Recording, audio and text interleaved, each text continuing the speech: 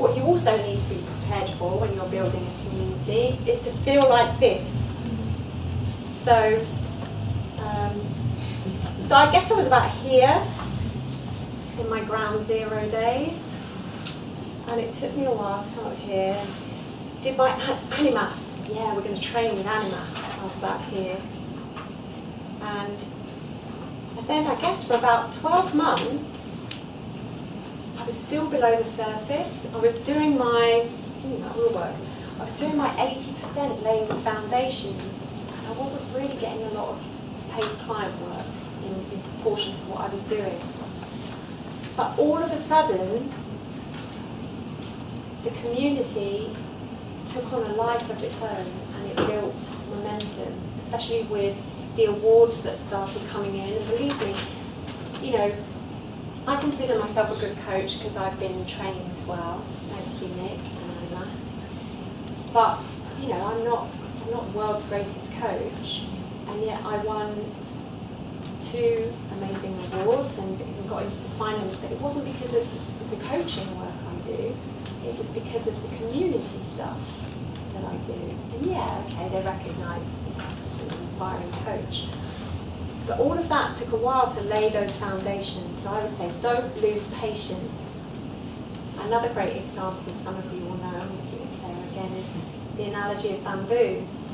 And that, you know, bamboo apparently it's under the soil for something like 7 years. 7 years. All right, we don't want to take that long, right? But it's under the soil for 7 years. And given the right conditions, you know, after 7 years, when it comes through the soil, it's one of the fastest, toughest, tallest growing plants or shoots in the world. And it grows so quickly. And it's exactly the same when it comes to building a community and the positive impacts that it has on your business. Now, okay, go back here. Build a community one person at a time. So you might be thinking, yeah, but how do I find these people? Well, you know, I'm not going to go into all the nuts and bolts of marketing, which marketing channels to use, because that really depends on who your ideal clients are and what kind of community you want to build as to where you're going to go and find them and which tools are the best to use. And you'll have Nick's new marketing agency to help you make all those choices, where it's like, okay, do I find these people on Facebook, or do I just go and do some face-to-face networking? But to have your community ready to offer people, I think Michael Porter says, always have something free to offer people. So when you meet somebody, you say, yeah, well, join our community, because you bring them into your orbit, and it's not you just met them that once, and then they go away, you never see them again. It brings them into your orbit in a way that you can just keep communicating with them and nurture that relationship over time. So what do you get back? Because the thing is, the amazing thing about community, having a community, is it doesn't just give you results for your business. It's true it does. My books are always 80% full now, purely because people either come from within my community or they are recommended to me by people in my community. But my community, I want to give you examples. I'm going to move over here now. I want to give you some examples of what the community gives back. Because for me, that's just as important. You know, going back to talking about success, and success is a journey. If I had to grow my coaching business purely by just doing, I love marketing. You know, I studied marketing, that was my specialism. I do love it, but I find that really boring. But the community makes that whole journey really enjoyable. I don't feel like I'm working or doing marketing. I just feel like I'm connecting with people who are gradually becoming my friends. And I know they're my friends now because, here's some examples. When I had to go to the award ceremony in Birmingham, I was convinced it was an evening do.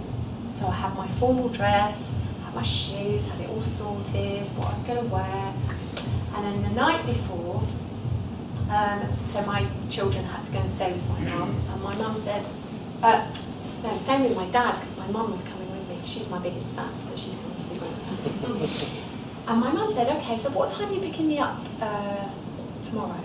I said, I don't know, I'll come round about 4, because it's up in Birmingham. I'll come round about between 2 and 4, and we'll drive up. It doesn't start till in the evening. She said, well, okay, you sure? I'll just go and check the ticket.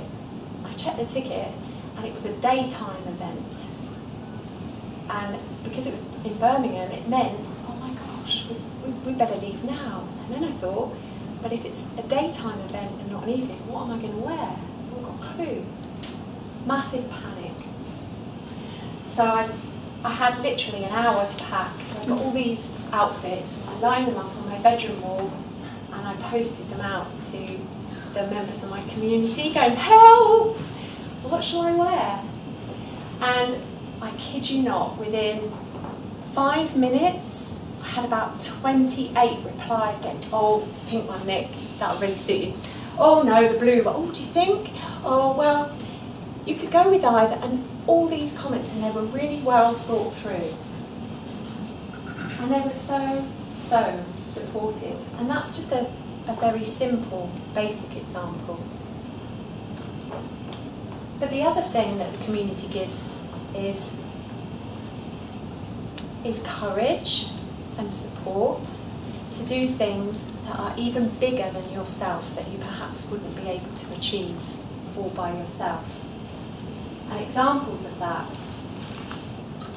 For example, I used to have this huge fear. It's a fear I had my whole adult life. A phobia, actually. I'm talking cold sweats, palpitations, dodgy tummies, recurring nightmares. You know, doing this thing would have been my idea of complete and utter torture. But I knew for my community that I needed and wanted to get over that, and that was speaking in public. And I did that in February last year. I knew that if I was going to be the best creator of a community and attract people into the community, I needed to be able to talk to people and share my message.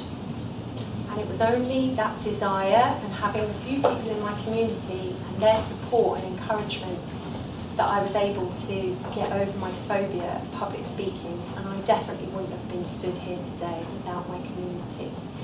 And that's double-fold as well, because, you know, the last 6 weeks of my personal life have been the most challenging, on a par to losing my soulmate and losing my family 5 years ago. Life has a way of knocking you down on your knees when you feel you've got up. And so the two communities really that have helped me be here this evening, I wouldn't be stood here talking to you this evening if it wasn't for the fact that there's the Animus community that I love so much, and with the absolute support of my community. I thought, am I keeping up appearances? I feel strong in front of my community, and I shared with them what was going on in my life. And the support and the feedback was just amazing. So it is a real two-way thing. It's great for business, but community is also really great for soul. So it's your turn. Now, Nick's held up a big Q&A thing at the back there. And I'm going to stand in front of the projector. I'd love to, see what you prefer to do. I'm happy to take questions that may have come up for you when you've been listening to what I've said, or I'm happy to turn the Q&A into something interactive for you where you can maybe talk to each other and then feed back to the group as a whole who your tribe, your community, your people would be, what your purpose would be, whether community would be a good thing for you or not, and we could work on some of that together. So raise hands for random Q&A, and raise hands for getting your heads together and talking about who your community might be and how that might serve you. I think we're going for random Q&A then. No.